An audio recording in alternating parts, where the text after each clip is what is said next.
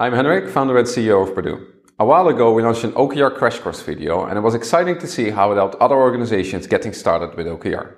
Since then we've implemented OKR in a lot more organizations ourselves and obviously we've learned a lot. So we decided to update this video and share our latest learnings with you.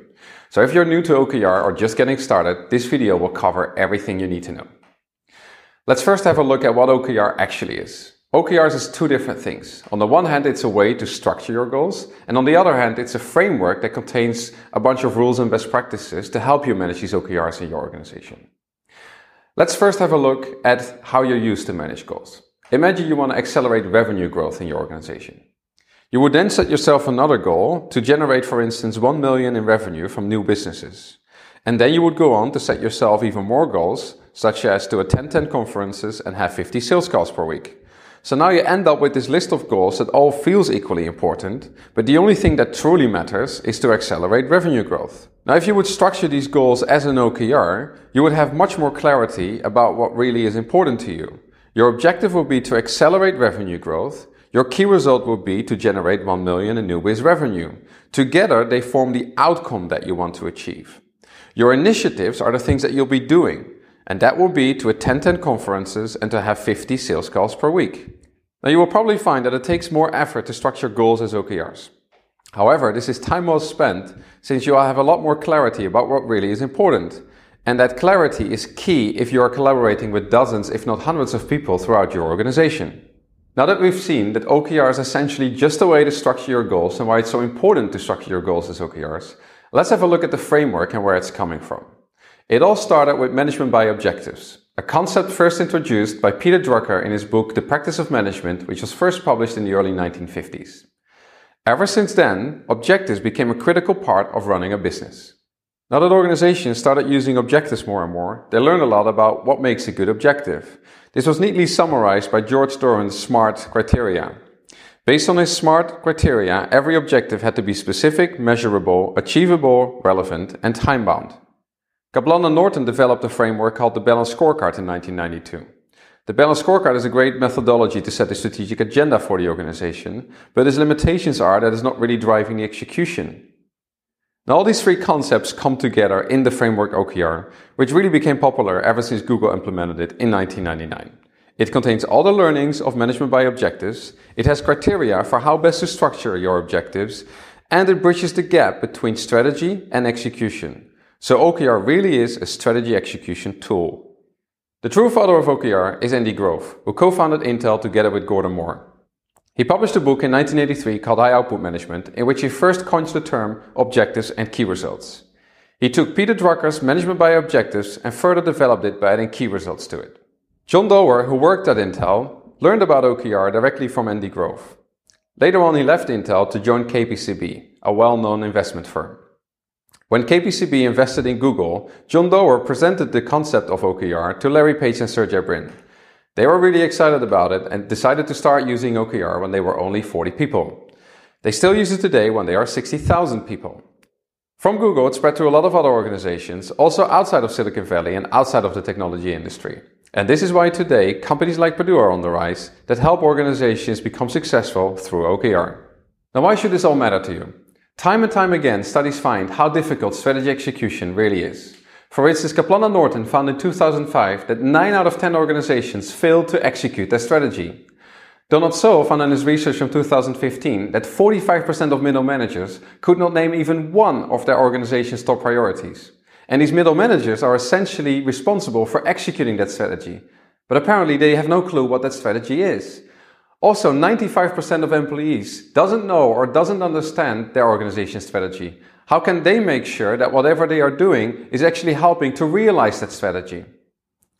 Now, what OKR does for your organization, it helps you become a great place to work, have a clear path to success, and it helps teams consistently hit their goals.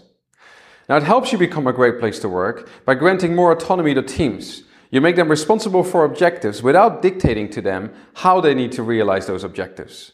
Furthermore, you let everybody in the organization see where the organization wants to go and how their work is contributing to that. It will help you have a clear path to success by having more clarity on what your strategic priorities are and by making them transparent to the entire organization. That will help everybody focus on what truly matters. Teams will be able to consistently hit their goals by following a simple structure that is informed by real data so that they can ensure they are actually pushing the company forward.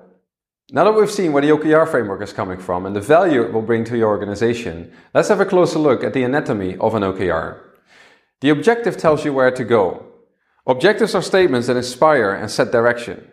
Now, key results answer the question, how do I know I'm getting there? They help you specify what you mean by the objective, and they help you measure progress towards it. Now, initiatives answer the question, what will I do to get there? Initiatives are all the work that you put in order to drive progress on your key results. OKRs and initiatives help you differentiate between outcomes and outputs.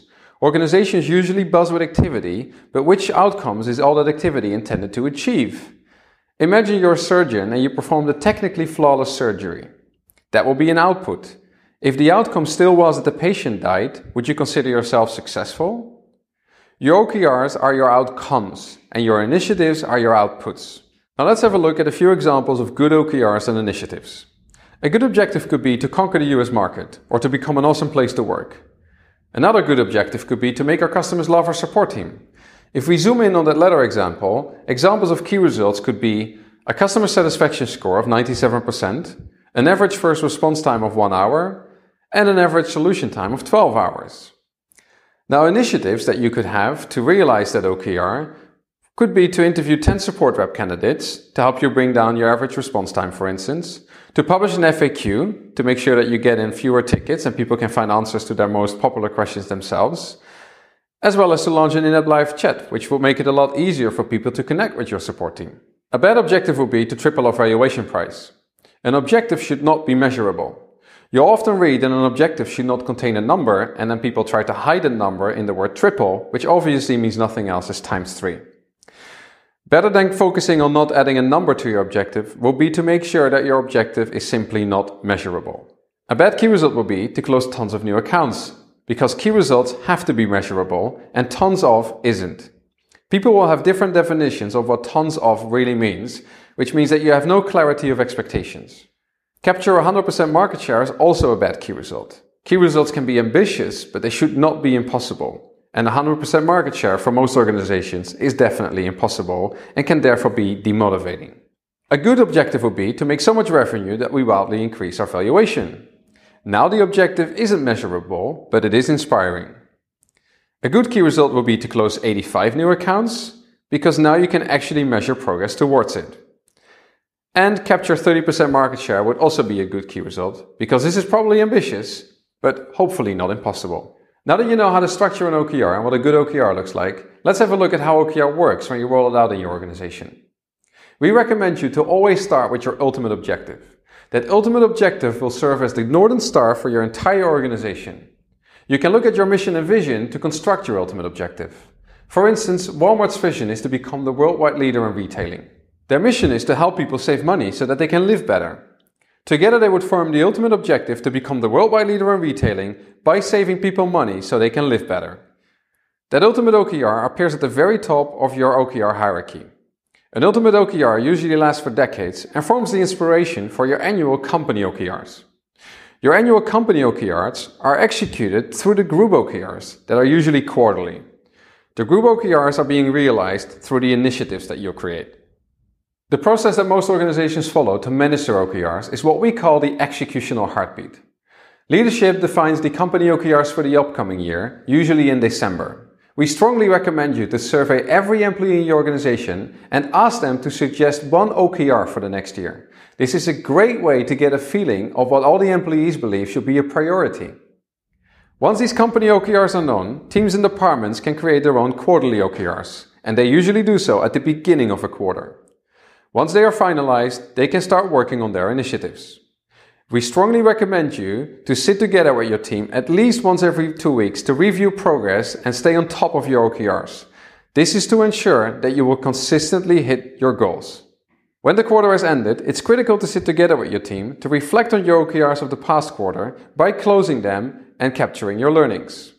Once that is done, you can create your OKRs for the new quarter. And this is a process that you continue to follow throughout the year. The OKR process itself is quite simple. But there's also a set of rules and best practices in the OKR framework that will help you get the most out of strategy execution and OKR.